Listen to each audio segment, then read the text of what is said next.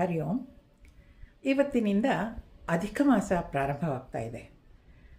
ನಮ್ಮ ಹಿಂದೂ ಧರ್ಮದ ಕ್ಯಾಲೆಂಡರ್ ಪ್ರಕಾರ ಅದು ಸೂರ್ಯ ಮತ್ತು ಚಂದ್ರನ ಚಲನೆಯ ಮೇಲೆ ಆ ದಿನಗಳು ನಿರ್ಧಾರ ಆಗ್ತಾ ಹೋಗುತ್ತೆ. ಈ ಇಂಗ್ಲೀಷ್ ಕ್ಯಾಲೆಂಡರ್ ಥರ ಅಥವಾ ಗ್ರೆಗೋರಿಯನ್ ಕ್ಯಾಲೆಂಡರ್ ಅಂತ ಏನು ಹೇಳ್ತೀವಿ, ಅದ್ರ ಪ್ರಕಾರ ಅದು ನಿಗದಿತವಾಗಿ ಇರೋದಿಲ್ಲ ಯಾವಾಗಲೂ. ಚಂದ್ರಮಾನ ವರ್ಷದಲ್ಲಿ 354 ದಿನ ಇರುತ್ತೆ, ಸೂರ್ಯಮಾನ ವರ್ಷದಲ್ಲಿ 365 ದಿನ ಇರುತ್ತೆ.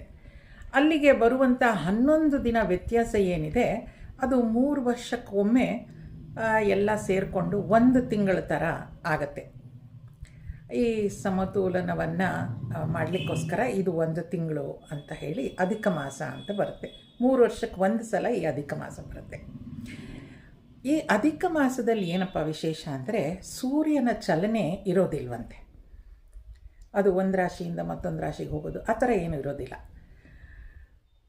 ಆದ್ದರಿಂದ ಈ ಸಮಯದಲ್ಲಿ ಯಾವ ಶುಭ ಕಾರ್ಯನೂ ಮಾಡೋದಿಲ್ಲ ಅಂತ ಹೇಳ್ತಾರೆ. ಒಂದು ನಾಮಕರಣ ಇರ್ಬೋದು, ಮದುವೆ ಇರ್ಬೋದು, ಗೃಹ ಪ್ರವೇಶ ಇರ್ಬೋದು, ಅದು ಯಾವುದನ್ನು ಮಾಡೋದಿಲ್ಲ. ಆದರೆ ಈ ಸಮಯ ಆಧ್ಯಾತ್ಮಿಕದ ಅಧ್ಯಯನಕ್ಕೆ, ಸಾಧನೆಗೆ ಬಹಳ ಪ್ರಶಸ್ತವಾದ ಕಾಲ ಅಂತ ಹೇಳ್ತಾರೆ. ಈ ಸಮಯದಲ್ಲಿ ವೈಷ್ಣವರು ವಿಷ್ಣುವನ್ನು, ಶೈವರು ಶಿವನನ್ನು, ಗಾಣಪತ್ಯರು ಗಣಪತಿಯನ್ನು, ಶಾಕ್ತ ಪಂಥದವರು ದೇವಿಯನ್ನು, ಹೀಗೆ ಅವರವರಿಗಿಷ್ಟ ಬಂದಿದ್ದು ದೇವರುಗಳನ್ನು ಅವರು ಆರಾಧಿಸ್ತಾರೆ. ಪುರಾಣಗಳಲ್ಲಿ ಮತ್ತು ಶಾಸ್ತ್ರಗಳಲ್ಲಿ ಏನು ಹೇಳಿದೆ ಅಂದರೆ ಈ ತಿಂಗಳು ಅಧಿಕ ಮಾಸ ಆಗಿರೋದ್ರಿಂದ ಯಾವುದೇ ಸಾಧನೆ ಮಾಡಿದರೂ ಕೂಡ ಅದಕ್ಕೆ ಅಧಿಕ ಫಲ ಸಿಕ್ಕತ್ತೆ ಅಂತ. ಏನೇ ಸಾಧನೆ ಮಾಡಿದ್ರೂ ನಮಗೆ ಯಾವಾಗಲೂ ಏನು ಫಲ ಸಿಗ್ತಿತ್ತು ಅದಕ್ಕಿಂತ ಹೆಚ್ಚು ಫಲ ಇಲ್ಲಿ ಸಿಕ್ಕತ್ತೆ ಅಂತ ಹೇಳ್ತಾರೆ. ಆದ್ದರಿಂದ ಈ ತಿಂಗಳೇನಾಗಿದೆಯಪ್ಪ ಅಂತಂದರೆ ನಿವೃತ್ತಿ ಮಾರ್ಗಕ್ಕೆ ಪ್ರಶಸ್ತವಾದ ಸಮಯ.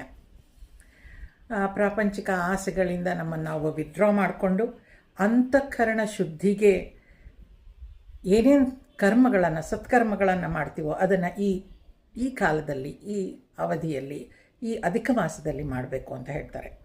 ಸತ್ಕರ್ಮಗಳು ಅಂತ ಹೇಳಿದ್ರೆ ದಾನ, ಧರ್ಮ, ದಾನ, ಗೋಸೇವೆ, ಪೂಜೆ, ಯಜ್ಞ, ಹವನ, ಹೋಮ ಏನಿದ್ರೂ ಕೂಡ ಅದು ಈ ಕಾಲದಲ್ಲಿ ಮಾಡಿದ್ರೆ ಅದರ ಫಲ ಅಧಿಕ ಫಲ ಕೊಡುತ್ತೆ ಅಂತ ಹೇಳ್ತಾರೆ.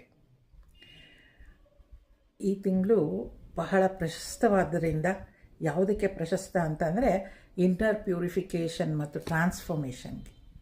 ನಮಗೆ ಮನಸ್ಸಿನಲ್ಲಿ ಏನು ಬದಲಾವಣೆಯನ್ನು ತಂದುಕೊಳ್ಬೇಕು, ನಾವು ಯಾವ ರೀತಿಯಾಗಿ ಉತ್ತಮರಾಗ